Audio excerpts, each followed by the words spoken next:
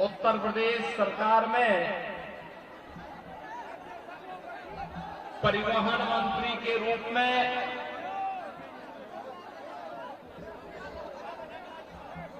मेरा सहयोग कर रहे श्री दयाशंकर सिंह जी, भारतीय जनता पार्टी सारण के अध्यक्ष श्री रणजीत कुमार सिंह जी, लोजपा के जिला के अध्यक्ष श्री रावीन सिंह जी, श्री अशोक कुशवाहा जी, जिलाध्यक्ष हम श्री उज्जवल श्रीवास्तव जी, श्रीनिवास सिंह जी, जिला पार्षद प्रतिनिधि श्री अजय माझी जी, पूर्व प्राचार्य प्रोफेसर विजय कुमार सिंह जी, पूर्व मुखिया श्री शेखर सिंह जी,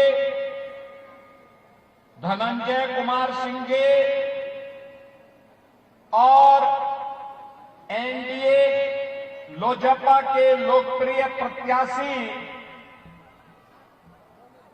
सीमांत मीनान उर्फ प्रिंस पासवान जी और भारी संख्या में गरका विधानसभा क्षेत्र के लिए आयोजित आज की इस चुनावी सभा में उपस्थित सभी मेरे सारण के बहन और भाइयों, इस पावन धरा को मैं कोटि कोटि नमन करते हुए जिस धरा पर ये मान्यता है कि मर्यादा पुरुषोत्तम भगवान श्री राम ने देवी अहिल्या का उद्धार किया था,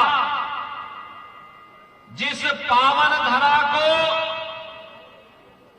लोकनायक जयप्रकाश नारायण की जन्मभूमि होने का, भोजपुरी लोक कला के जनक भिखारी ठाकुर और भारत के प्रथम राष्ट्रपति डॉक्टर राजेंद्र प्रसाद जी की जन्मभूमि होने का अवसर प्राप्त हुआ हो, इस पावन धरा को कोटि कोटि नमन करते हुए आप सभी सारण के बहन और भाइयों का मैं हृदय से स्वागत करता हूं, अभिनंदन करता हूं। बहन और भाइयों,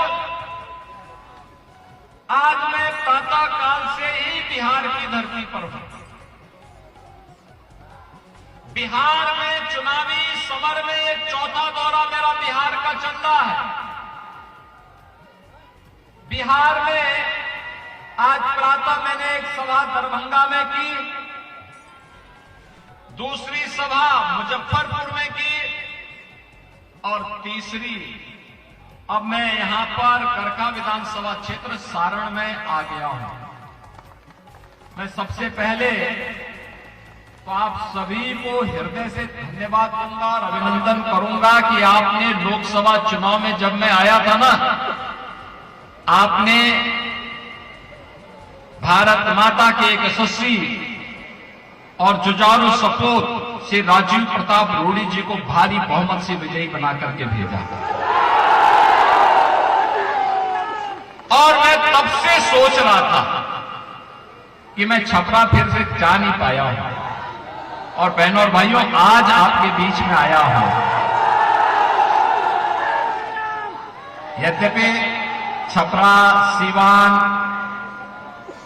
ये सब तो हमारे उत्तर प्रदेश से लगा हुआ क्षेत्र है, और आज से नहीं त्रेता युग से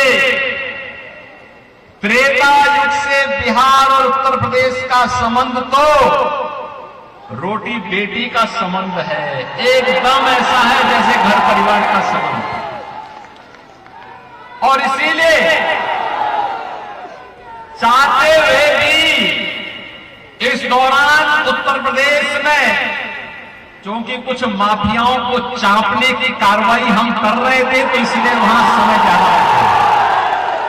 लेकिन आज चुनावी के बहाने फिर से मैं आपके पास आया हूं, आपका आह्वान करने के लिए। बहनों और भाइयों, बिहार का कितना गौरवशाली इतिहास है। बिहार जिस बिहार में मां जानकी ने जन्म लिया हो, जिस बिहार में भगवान बुद्ध को ज्ञान प्रदान किया हो, जिस बिहार में जैन तीर्थंकर 24वें तीर्थंकर भगवान महावीर का जन्म हुआ हो, जिस बिहार ने विद्यापति जैसे मैथिली के यशस्वी साहित्यकार को जन्म दिया हो, जिस बिहार ने मैथिली भोजपुरी संस्कृति को छठ के माध्यम से वैश्विक पहचान दिया हो, ऐसी शारदा सिन्हा को जिस बिहार ने जन्म दिया हो,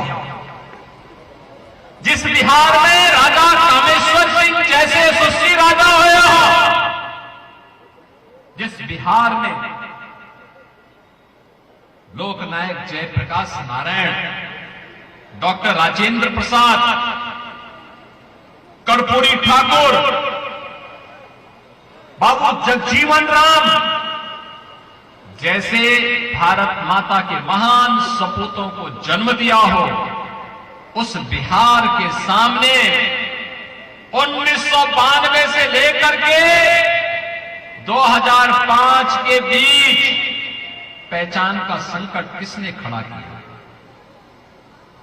बिहार में क्या नहीं था?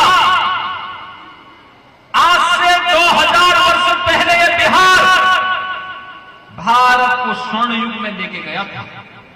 यानी ये दिखाता है कि बिहार जब प्रगति करता है तो भारत प्रगति करता है। बिहार जब स्वर्ण युग में जाता है तो भारत का वह स्वर्णिम युग होता है। बिहार जब समृद्धि प्राप्त करता है तो भारत समृद्धि की ओर अग्रसर होता है। लेकिन इस बिहार के सामने आरजेडी कांग्रेस ने पहचान का संकट खड़ा किया। यहां का नौजवान इस दौरान पलायन किया। आरजेडी के कारण जगह जगह जातीय सेनाएं खड़ी हो गई और जातीय नरसंहार की घटनाएं बिहार की पहचान बनती जा रही थी। बहन और भाइयों, आरजेडी के शासनकाल में 5 दर्जन से अधिक जातीय नरसंहार की बड़ी बड़ी घटनाएं घटित हुई। 30,000 से अधिक अपहरण हुए। छोटे छोटे बच्चों का अपहरण हो जाता था। व्यापारी सुरक्षित नहीं था, बेटी सुरक्षित नहीं थी। बिहार के सामने पहचान का संकट आ खड़ा हुआ था और तब बिहार के नौजवानों ने अंगड़ाई ली थी। तब बिहार में सत्ता परिवर्तन हुआ। बिहार के अंदर एनडीए की सरकार नीतीश बाबू के नेतृत्व में बनी और नीतीश जी मुख्यमंत्री बने। बिहार के अंदर माफिया और अपराधियों के दिन उल्टी गिनती उनकी शुरू हो गई थी। बिहार फिर से अपनी पहचान के लिए आगे बढ़ा है। आज बिहार में क्या नहीं है? आज बिहार में सड़क है, बिजली है, रेलवे की कनेक्टिविटी है, एयर कनेक्टिविटी है।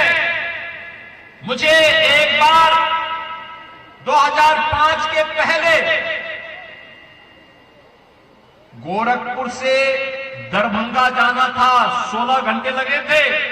आज मुझे लखनऊ से दरभंगा जाने में मात्र 45 मिनट लगे। 45 मिनट एयर कनेक्टिविटी। और अब तो आप लोगों के लिए खुशखबरी है, इनलैंड वाटरवे, जल मार्ग भी मोदी जी ने खोल दिया है। हल्दिया से सीधे पटना होते हुए, सारण होते हुए, बलिया होते हुए और सीधे अयोध्या और प्रयागराज तक की दूरी। यानी बिहार की सब्जी, बिहार की मिर्चा, बिहार का पकाना दुनिया के मार्केट में पहुंचेगा तो मुनाफा बिहार का किसान कमाएगा, बिहार का नौजवान कमाएगा, रोजगार का सृजन होगा। बिहार में अब एम्स है, आएंगे,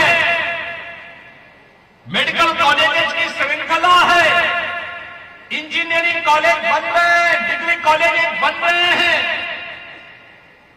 बिहार के अंदर अब रोजगार भी है, निवेश भी है और गरीब कल्याणकारी योजनाओं की तो मोदी जी ने एक श्रृंखला खड़ी कर दी। आरजेडी के समय में लोग चारा बिकने में घोटाला कर देते थे और आज मोदी जी के समय में 80 करोड़ लोग भारत के अंदर फ्री में राशन प्राप्त कर रहे हैं। 80 करोड़ लोग, 50 करोड़ लोगों को आयुष्मान भारत की 5 लाख रुपए की सुविधा प्राप्त हो रही है। 46 करोड़ लोगों के बैंक में खाते खुल गए हैं और सरकार की कोई भी सहायता सीधे गरीब के खाते में जाता है, किसान के खाते में जाता है, नौजवान के खाते में जाता है। तो बीच का बिचौलिया समाप्त, यानी कांग्रेस और आरजेडी को मोदी जी ने बेरोजगार कर दिया। बहनों और भाइयों, हर गरीब के घर में शौचालय, हर गरीब को सिर ढकने के लिए छत, प्रधानमंत्री आवास योजना के माध्यम से हर गरीब को फ्री में बिजली का कनेक्शन, हर गरीब को उज्ज्वला योजना का कनेक्शन, यह भी मोदी जी ने प्रदान कर दिया है। और मोदी जी ने कहा है जो बाकी बचे होंगे उनको भी देंगे।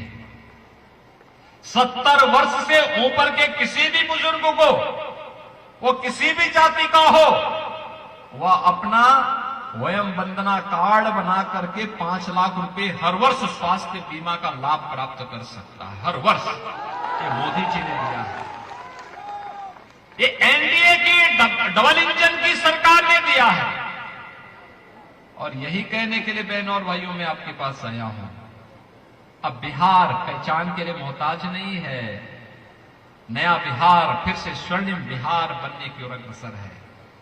ये कांग्रेस आरजेडी ने तो बाबा साहब भीमराव अंबेडकर का भी अपमान किया था। मोदी जी आए, बाबा साहब भीमराव अंबेडकर से जुड़े हुए 5 प्रमुख स्थलों को पंचतीर्थ के रूप में विकसित मोदी जी ने किया, बीजेपी ने किया।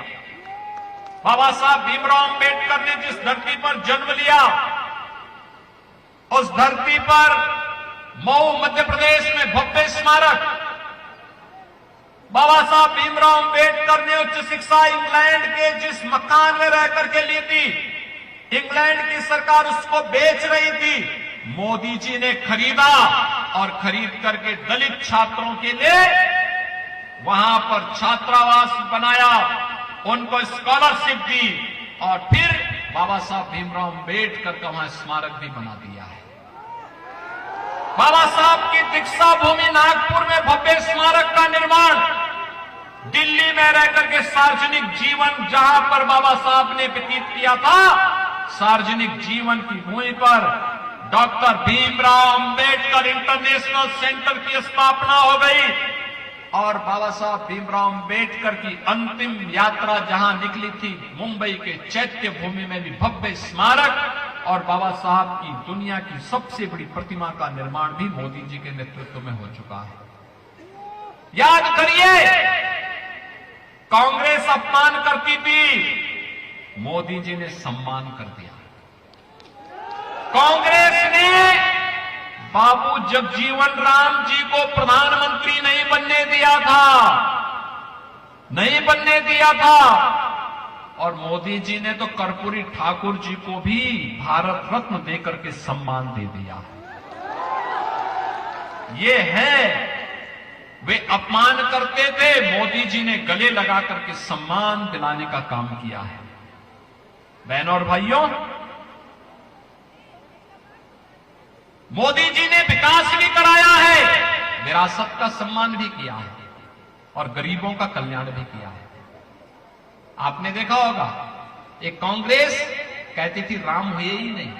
अब बताओ, हिंदुओं को इससे बड़ी गाली क्या हो सकती है?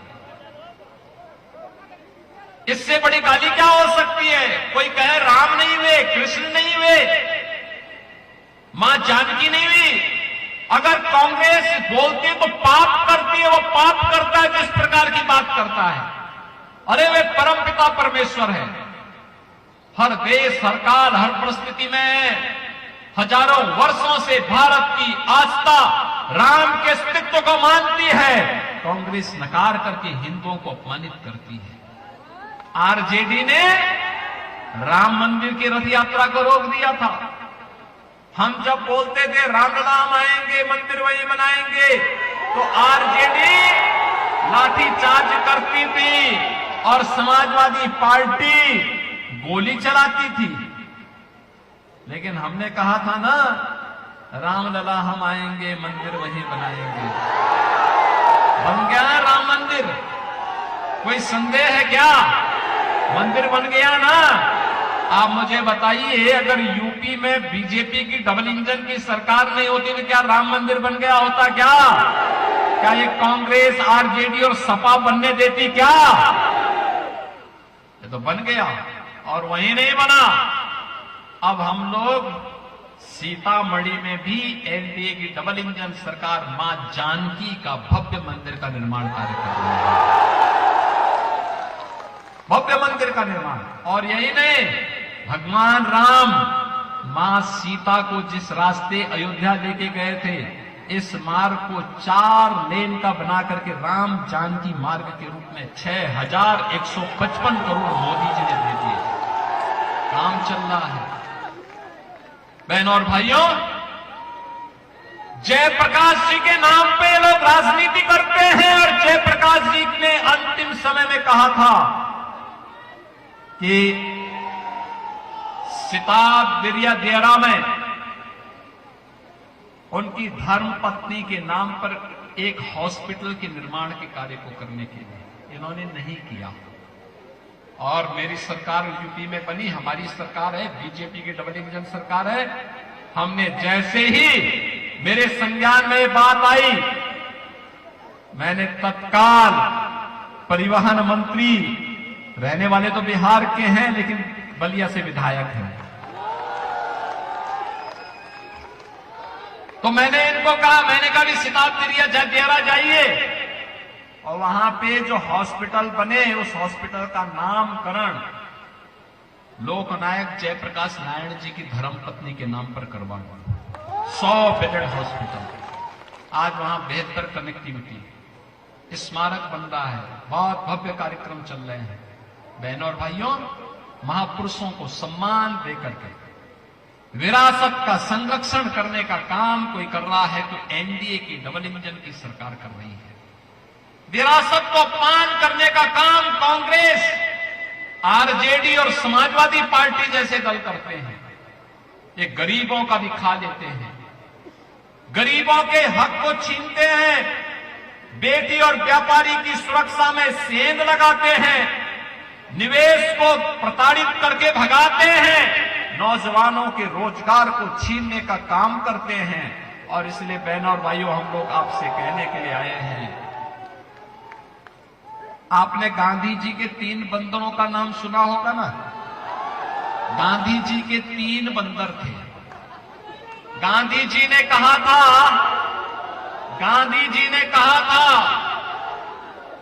कि उन 3 बंदरों को 3 प्रतिकृति के रूप में उन्होंने प्रस्तुत किया था। बुरा मत सुनो, बुरा मत बोलो और बुरा मत देखो। लेकिन आज इंडी गठबंधन के 3 बंदर पप्पू के रूप में, टप्पू के रूप में और अप्पू के रूप में बिहार को फिर से ठगने के लिए आ गए हैं। ये लोग अच्छा नहीं बोल सकते, एक अच्छा नहीं सुन सकता, एक अच्छा नहीं देख सकता, इसलिए इनको विकास नहीं दिखाई दे रहा है, गरीब कल्याण नहीं दिखाई देता है और विरासत का सम्मान भी इनको अच्छा नहीं लगता है। इसलिए बहनों और भाइयों, मैं आपसे कहने के लिए आया हूं, ये जितने भी महागठबंधन से जुड़े हुए लोग आपके बीच आ रहे हैं ना, ये जितने भी हैं, ये सभी के सभी लोग बिहार और देश को लूटने वाले लोग हैं, गरीबों के हकों पर डकैती डालने वाले लोग हैं। जब सत्ता रहती है तो डकैती डालते हैं और जब सत्ता से वंचित हो जाते हैं तो झूठ फरेब करके लोगों को बहकाने का कार्य करते हैं। आज भी वे लोग यही कर रहे हैं, लगातार झूठ पे झूठ, झूठ पे झूठ। लेकिन मैं आपसे कहना चाहता हूं, जिन्होंने देश को लूटा है, देश की विरासत का अपमान किया है और लगातार आज भी वे यही कर रहे हैं, उनका आचरण देखो ना। इसी सीवान में खानदानी माफिया को गले लगा रहे हैं, आप देख रहे होंगे चंदू बाबू के साथ क्या घटना घटित हुई थी इस सीवान में। एसिड से उस माफिया ने उड़े डाला था। यह घटना घटित होती थी बिहार में आरजेडी के समय में, लेकिन अब नहीं, अब तो यूपी का बुलडोजर चांप रहा है माफिया को। अब नहीं ये लोग कुछ कर सकते। और इसीलिए बहनों और भाइयों, मैं आपसे अनुरोध करने के लिए आया हूं, अपील करने के लिए आया हूं। हमारा सहयोगी दल है लोजपा आर। आपने देखा होगा बिहार के यशस्वी नेता थे श्री रामविलास पासवान जी। रामविलास पासवान एक ऐसा नाम युवा से लेकर के लगातार जिन्होंने बिहार के विकास के बारे में निरंतर प्रयास किया। आज उनके पुत्र अपने पिता की विरासत को लेकर के एनडीए के साथ खड़े हैं और उसी परंपरा का निर्वहन करने के लिए हम लोग आज आपके बीच आए हैं कि लोजपा आर ने एनडीए के समर्थन से यहां पर श्री सीमांत मृणाल को अपना प्रत्याशी बनाकर के उतारा है। और इन प्रत्याशी का चुनाव चिन्ह भी है जिससे मैं आया हूं यहां पर, हेलीकॉप्टर। सीमांत मृणाल यहां से जीतेंगे तो हेलीकॉप्टर से इस विधानसभा क्षेत्र गरखा के सभी नौजवानों को सैर कराने का काम भी कर देंगे। और इसीलिए आपसे अपील करने के लिए आए हैं, इस हेलीकॉप्टर विधानसभा, इस हेलीकॉप्टर चुनाव चिन्ह पर लोजपा आर के प्रत्याशी सीमांत मृणाल को भारी बहुमत से विजयी बना के भेजना है। भेजेंगे ना? सभी लोग भेजेंगे? जहां तक मेरी आवाज जा रही है, थोड़ा हाथ खड़ा करके अपना आशीर्वाद तो दो इस नौजवान को।